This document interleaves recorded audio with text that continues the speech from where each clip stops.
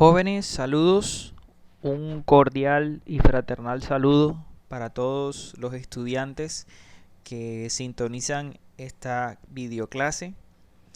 Como es de su conocimiento por políticas del distrito y de la gobernación, todas las instituciones educativas estamos en la obligación de impartir clases de manera virtual mientras solucionamos este inconveniente o este impasse relacionado con el nuevo COVID-19 o coronavirus. Yo les había comentado que a pesar que estamos trabajando estas clases virtuales, también me comprometo a fortalecerles algunos temas que son necesarios que aprendan en esta asignatura de manera presencial. Ya yo directamente con la academia programaré un espacio para poder nivelarnos si presentamos alguna falencia con algún tema. La clase que hoy corresponde es sobre la resolución 0312 de 2019. Yo les había comentado que era necesario que investigáramos el contenido de esta resolución y que tuviéramos una idea de qué trata.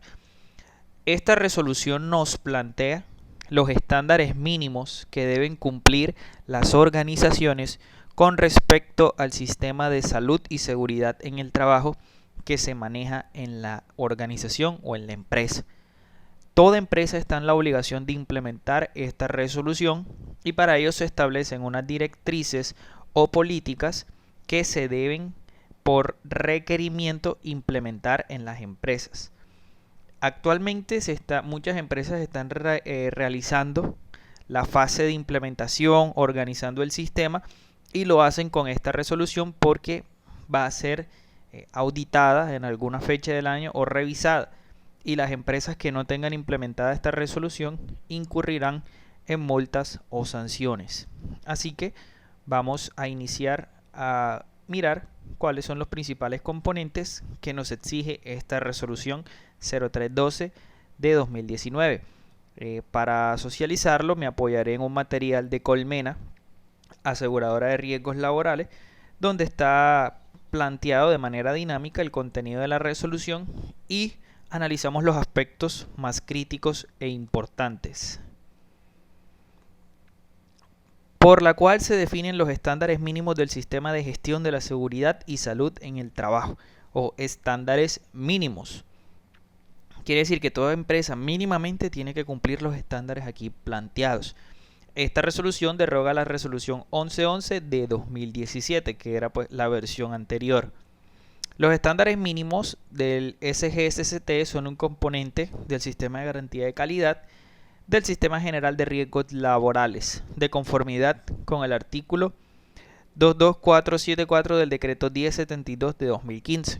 Por eso en la clase anterior les expliqué qué trataba el decreto 1072, ya que está fuertemente relacionado con esta resolución. Entonces, estos estándares mínimos son un componente de calidad aplicado al sistema de riesgos laborales. ¿Qué son los estándares mínimos? Conjunto de normas, requisitos, procedimientos de obligatorio cumplimiento de empleadores y contratantes, mediante la cual se establecen y verifican y controlan las condiciones básicas de capacidad técnico-administrativa y de suficiencia patrimonial y financiera indispensables para el funcionamiento, ejercicio y desarrollo de actividades en el sistema de gestión SST. Entonces, los estándares mínimos son todas aquellas normas, todos esos requisitos que la organización plantea y que tienen que cumplir de manera obligatoria tanto empleadores como contratantes. Se verifican las condiciones básicas para poder suministrar los servicios relacionados con salud y seguridad en el trabajo. Entonces, ¿quiénes deben implementar los estándares mínimos? ¿A quiénes aplican estos estándares mínimos? ¿Qué empresas están obligadas a implementar esta resolución? Empleadores públicos, privados, contratantes de personal bajo modalidad de contrato civil, trabajadores dependientes e independientes, organizaciones de economía solidaria y del sector cooperativo, agremiaciones o asociaciones que afilian trabajadores independientes, empresas de servicios temporales, estudiantes afiliados a las ARL, trabajadores en misión, administradoras de riesgos laborales, Policía Nacional, personal civil de las fuerzas militares. Entonces ahí vemos que esas son todas digamos, las partes en las que se puede aplicar esta resolución. Ojo, se puede aplicar. La resolución dice, se aplica a esto, pero hay algunas que no están obligadas, que es lo inmediatamente anterior. Aquí se establece quiénes no están obligados a implementarlo. No están obligados a implementar los estándares mínimos los trabajadores independientes con afiliación voluntaria al Sistema General de Riesgos Laborales. Es decir, aquellos trabajadores independientes que se afilian voluntariamente a las ARL no tienen, digamos, la obligación de implementar estos estándares mínimos en lo que se refiere a trabajadores independientes y que se afiliaron voluntariamente a la ARL, ya que los trabajadores independientes, digamos, se afilian a la ARL de manera voluntaria, por lo que ellos no están vinculados con una empresa directamente, laboran en diversas empresas, pero ya por temas de responsabilidad, de salvaguardarse, ellos tienen esa necesidad de afiliarse a la ARL para que ellos, en caso de que sufran algún siniestro, puedan tener una cobertura.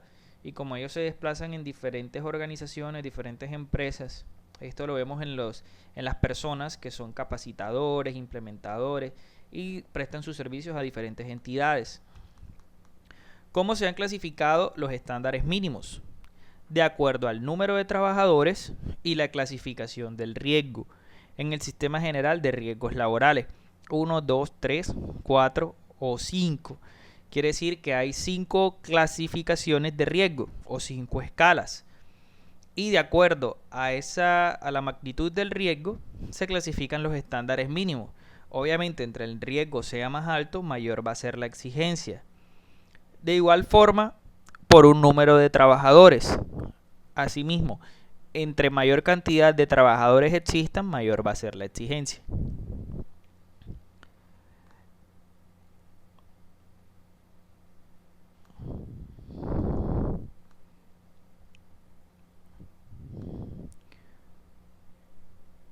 ¿Cuáles son los estándares mínimos para empresas, empleadores y contratantes con 10 o menos trabajadores clasificadas con riesgo 1, 2 o 3? Entonces ya aquí estamos viendo las empresas pequeñas que tienen una clasificación de riesgo menor o igual a 3. ¿Qué necesitan? Una persona que diseñe e implemente el sistema de gestión SST. Les comento, ustedes como auxiliares de seguridad ocupacional en una empresa de 10 trabajadores y menos están en la capacidad de ustedes diseñar el sistema de gestión, de firmar los documentos y demás. Pero ojo, si esta empresa con 10 trabajadores o menos tiene una clasificación de riesgo mayor a 3, como 4 o 5, ustedes no tienen esa responsabilidad. O sea, pueden apoyar para que se realicen todas las funciones y demás, pero ya un técnico no lo puede hacer. El alcance de su licencia o el alcance de su formación no es suficiente para que implementen un sistema de gestión en empresas de más de 10 empleados o con mayor escala de riesgo. En ese caso, lo que tienen que hacer es seguir estudiando la rama, lo que yo les decía en la clase, que puedan aspirar también a ser un tecnólogo y, por qué no, con el favor de Dios, a ser profesionales también, para que se pueda aumentar el alcance de sus funciones, porque listo, ustedes lo pueden saber hacer, pero ya por leyes y de manera reglamentaria no lo pueden realizar.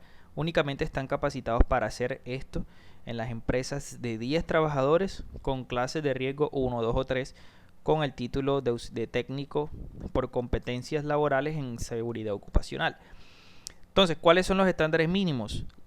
La persona que diseñe el sistema de gestión, la afiliación al sistema de seguridad social, capacitaciones en SST, plan anual de trabajo, evaluaciones médicas ocupacionales, identificación de peligros, evaluación y valoración de riesgo. Más adelante miraremos cómo se realiza esta actividad, que considero que ustedes como auxiliares deben tener la capacidad de identificar peligros, evaluar y valorar riesgo. Por eso les decía que tuviéramos los conceptos claros de lo que es un peligro, de lo que es un riesgo. para que cuando estemos haciendo esa labor de identificación no caigamos en confusiones. Medidas de prevención y control frente a peligros o riesgos identificados. Ustedes tienen que establecer unas medidas, unos controles frente a los riesgos que identifiquen. Bueno, estos son estándares mínimos para unidades de producción agropecuaria con 10 trabajadores o menos. Ya son requisitos específicos para ese sector agropecuario, ¿cierto? Aquí pues vamos leyendo cuáles son los estándares mínimos para este tipo de organizaciones. Sin embargo, pues ustedes se les debe formar de manera integral, general, no de manera específica. Entonces, quienes deseen de pronto profundizar sobre el tema de producción agropecuaria, que son las unidades, aquí pueden ir leyendo de qué trata esto. Son todos los procesos productivos asociados a la producción agropecuaria. Aquí está todo lo relacionado con ese tema. ¿Qué deben cumplir las empresas de 10 o menos trabajadores?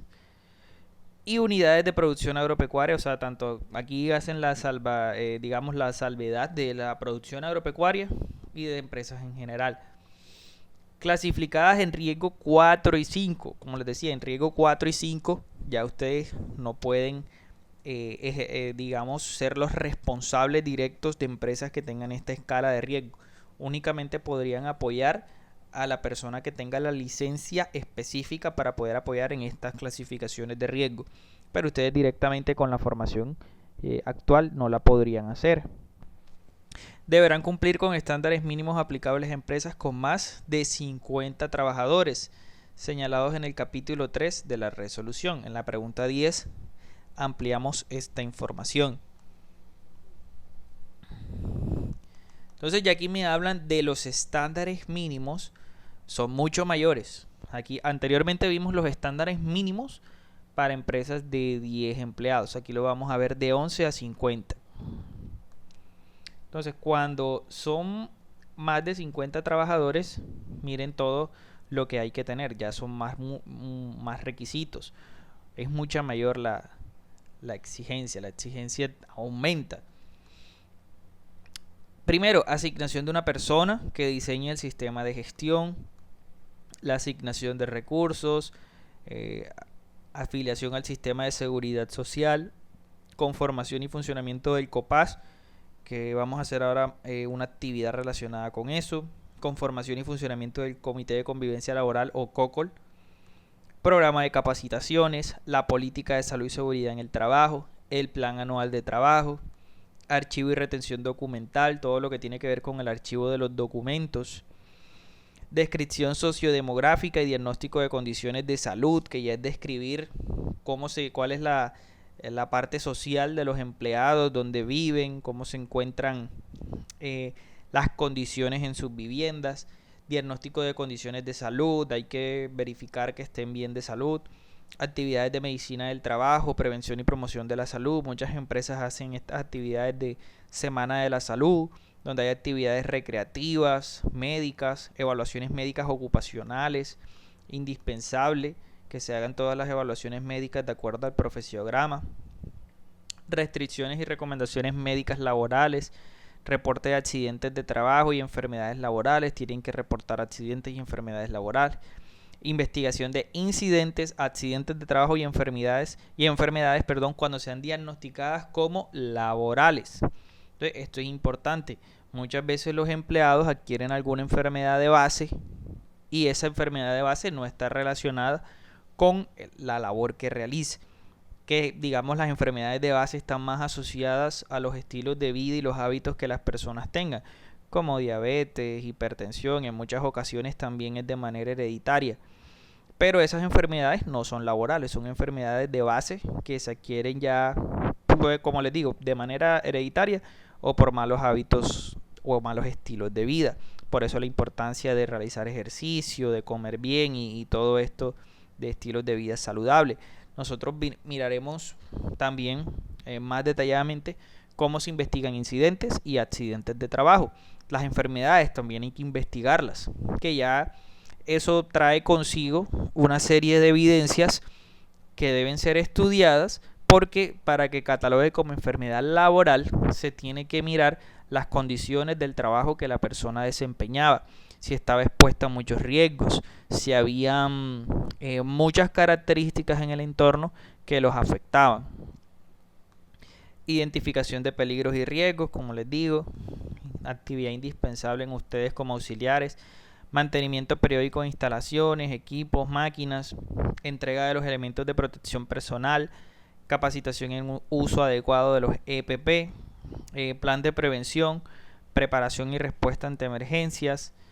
Ya aquí en estas empresas sí hay que tener lo que llamamos como planes de emergencias, hay que conformar una brigada, y revisión por la alta dirección, que es el informe que se le lleva a gerencia para estudiar todos los avances y novedades relacionados con el sistema. ¿Qué deben cumplir las empresas? Bueno, esto también está relacionado con las unidades de producción agropecuaria. Ya quien quiera profundizar más ese detalle lo puede hacer. Bueno, aquí la 10, de la 10 son muchísimos requisitos, que de pronto si nos ponemos a explicar uno a uno no finalizamos el vídeo, pero podemos irlos leyendo y ustedes también allá en sus casas pueden ir frenando el video y tomando nota atenta de cada uno de estos estándares mínimos, porque aquí ya son los estándares mínimos para empresas con más de 50 trabajadores, ¿cierto? Clasificadas en riesgo 1, 2, 3, 4 y 5. O sea, cuando hay más de 50 empleados en la empresa hay que tener estos estándares mínimos. Independientemente del riesgo, puede ser riesgo de 1 a 5, pero si hay más de 50 trabajadores se tienen que cumplir con todos estos requisitos. Y si hay menos de 50 trabajadores pero tienen riesgo 4 o 5, también se tiene que hacer. Por ejemplo, puede haber una empresa de solo 30 personas pero clasificada con riesgo 5. Entonces ese riesgo 5 ya se tiene que tener todo esto que vamos aquí a mostrarles. Son todos estos requisitos. Asignar una persona que diseñe el sistema de gestión. Hay muchos similares, pero hay otros que son más amplios. Por ejemplo, miren este curso virtual de capacitación de 50 horas. Muchachos, tratemos de hacer este curso. Este curso es un plus para su formación. El curso lo pueden encontrar en el SENA o también hay una página en el Ministerio de Trabajo para que lo puedan hacer. De hecho, voy a ver si les envían el link para que se puedan inscribir y hagan ese curso. Ustedes como auxiliares de seguridad ocupacional y con ese curso virtual se le abren muchas puertas, porque es un curso que miren que ya en una resolución lo exigen y que ya es una ventaja para los empleadores que ustedes tengan ese curso, porque pues ya entrarían con él y no tendrían que mandarlos a capacitación. Generalmente lo que hacen es que cuando entra un auxiliar de seguridad ocupacional a realizar el curso, a desempeñar sus labores en la empresa, lo tienen que enviar para que haga el curso, lo cual pues ahí es un retroceso. Pero si ustedes ya tienen ese curso, cuando vayan a ingresar a una institución van en ventaja en comparación con otras personas o con otros profesionales o con otros colegas.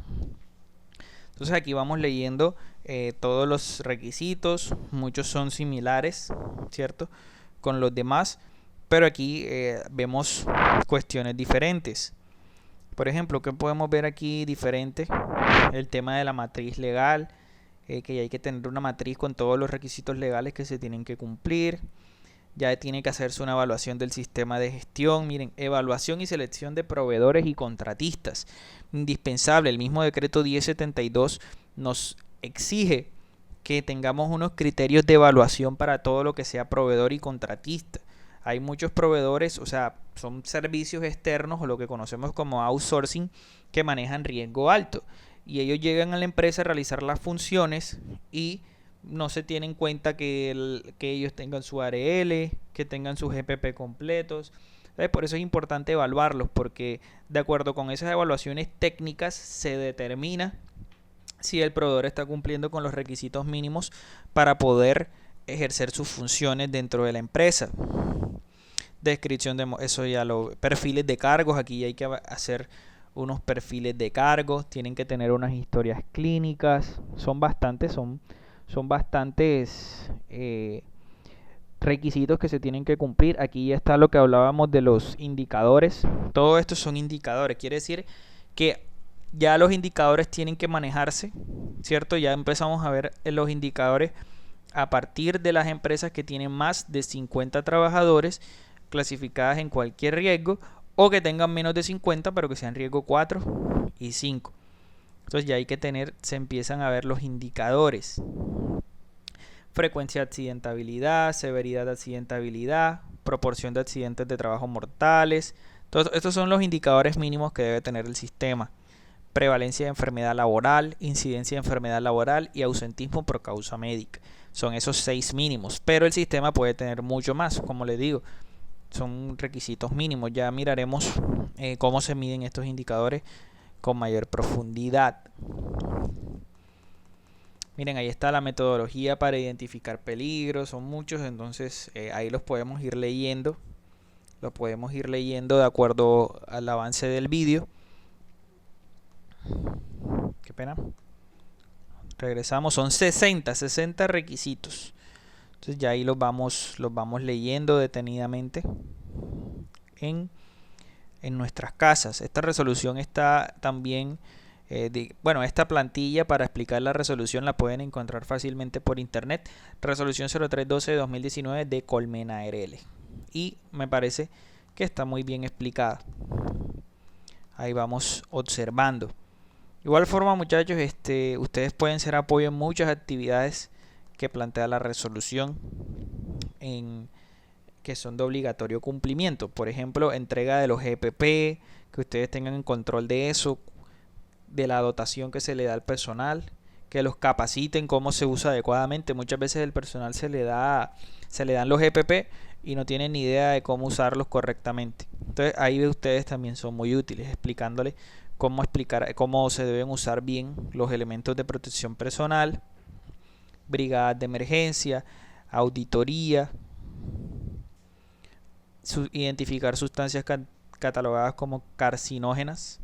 Bueno, son 60 requisitos. La idea es que podamos tener pues una idea o una luz de cuáles son, pero obviamente ustedes no se van a aprender 60 requisitos. Ustedes los pueden tener a la mano y si pueden hacer estilo de checklist si en algún momento están en una empresa laborando, si todo eso se tiene, en apoyo del equipo de salud y seguridad en el trabajo, pero para que vean que hay bastante trabajo.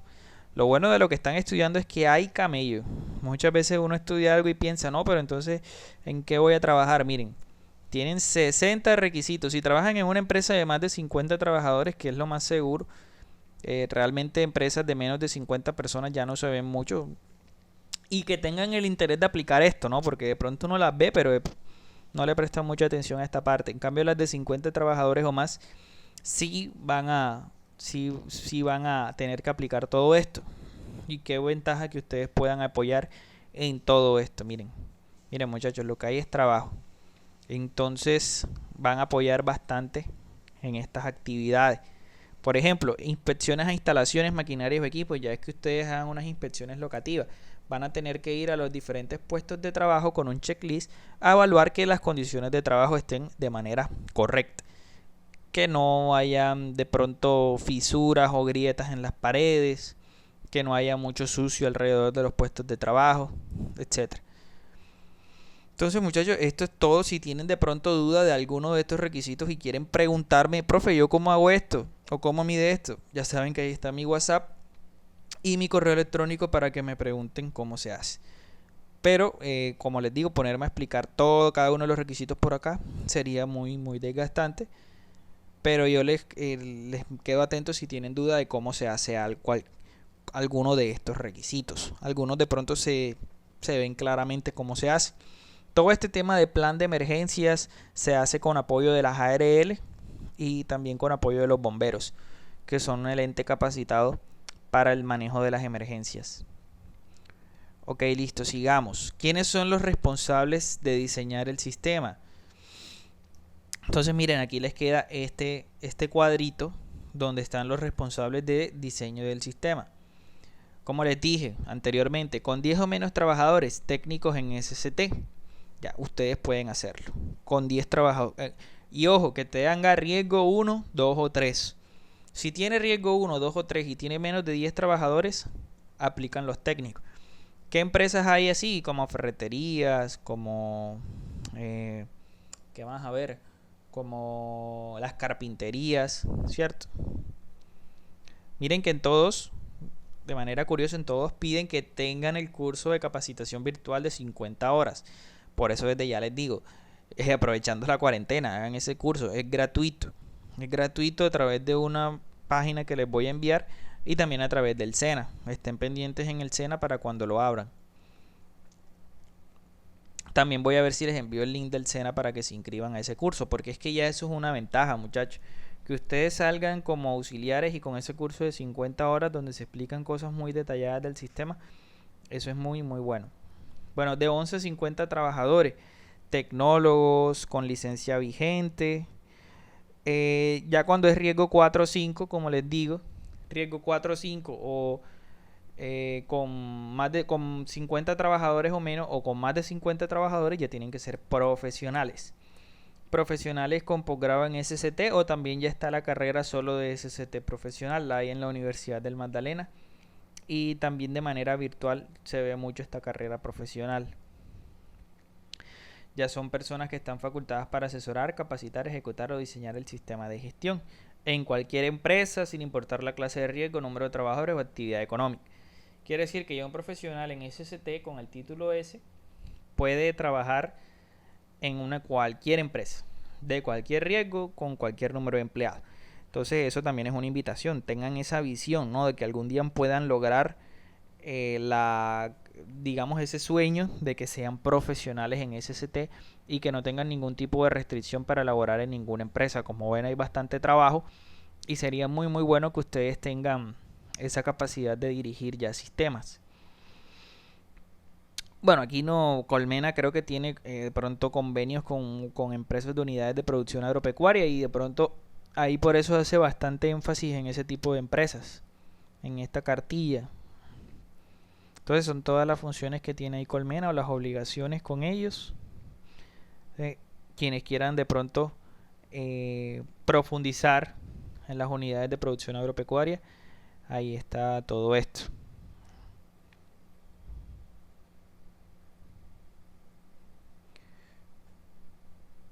Bueno, siguen aquí profundizando. Bueno, ya lo principal, que era ya de ahí en adelante no se tocan puntos más específicos de la resolución, pero digamos que lo principal ya lo hemos visto, muchachos.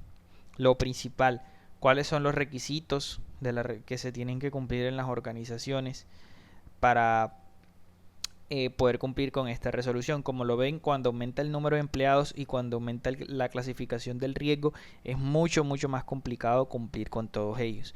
Ustedes, con el nivel de formación de técnicos, por ejemplo esta que se manejan 60 requisitos, ustedes no son los responsables directos de implementar esto, o sea, no lo pueden hacer, pero pueden apoyar mucho a la persona que sí esté capacitada, sea su jefe o sea su líder.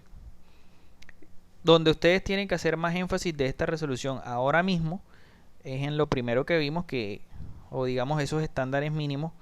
Ustedes sí tienen que estar capacitados para poder hacer eso, en los que son de menos de 10 trabajadores y con riesgo 1, 2 o 3, por lo menos eso, saber cómo se hace. Porque cuando son menos de 10 trabajadores no hay conformación del COPAS, hay como un vigía. En este punto 5 de la cartilla es lo que ustedes tienen que estar en la capacidad de hacer como auxiliares. Entonces vamos a tratar de enfatizar en próximas clases cómo se hacen estas actividades, para que ustedes tengan esa capacidad de poder gestionarlas cuando estén en su trabajo. Por ejemplo, aquí las evaluaciones médicas ocupacionales, ya eso lo hace directamente la ARL con los médicos laborales. Afiliar al sistema de seguridad social, ya miraremos cómo se afilia al sistema de seguridad social. Un pequeño video mirando cómo se hace esa afiliación, cómo se hacen capacitaciones. Aunque ya yo les mandé un video de la inducción, una inducción diapositiva, puedo fortalecerles en eso.